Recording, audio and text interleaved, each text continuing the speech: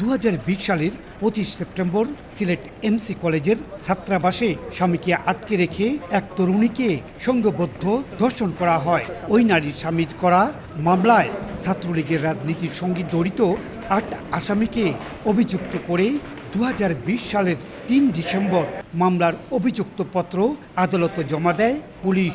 অভিযুক্তরা সিলেট কেন্দ্রীয় কারাগারে রয়েছে।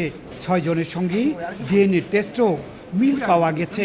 তবে তদন্তকালীন ক্ষমতাসীন আওয়ামী লীগের ভাতৃপ্রতিম সংগঠন ছাত্রলীগের নেতা হওয়ায় এতদিনেও শুরু হয়নি মামলার কার্যক্রম। ওই পরিচয়ের কারণে সম্ভবত ওনারা রাষ্ট্রপক্ষ হয়েও আবার অ্যাপিলেট ডিভিশনে ওই আদেশটাকে চ্যালেঞ্জ করে বসলেন যে ওই যে দ্রুত বিচারে যাওয়ার যাতে না হয় এবং এটা আটকে থাকে। সংশ্লিষ্টরা জানান, সিলেটের নারী নির্যাতন দমন ট্রাইব্যুনালে 6,000-এরও বেশি মামলা বিচারের অপেক্ষায় আছে, যার মধ্যে 16 থেকে 17 বছরের পুরানো মামলা রয়েছে। মামলার দীর্ঘসূত্রিতায় মামলার আগ্রহ হারিয়ে ফেলেন বাদী। মামলার দ্রুত নিষ্পত্তিতে আদালত বাড়ানোর দাবি আইনজীবীদের। নারী ও শিশু নির্যাতন দমন ট্রাইব্যুনালে একটা মাত্র ট্রাইব্যুনাল অবস্থানটা বিভাগীয় শহর।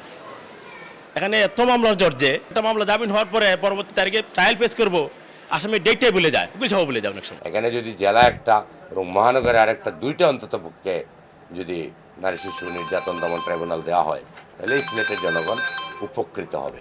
আইনজীবীরা বলছেন, নারী নির্যাতনের বড় ধরনের সাজার নজির পাওয়া যাচ্ছে না, তাই অপরাধও কমছে না।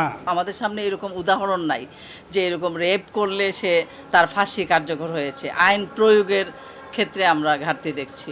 17 মার্চ হাইকোর্ট আদেশ দেন, সিলেটের এমসি কলেজ ছাত্রাবাসে সংঘবদ্ধ গৃহবধূকে ধর্ষণ এবং চাঁদাবাজি ও ছিনতাইয়ের 2 মামলার বিচার কাজ দ্রুত বিচার ট্রাইব্যুনালেই হবে।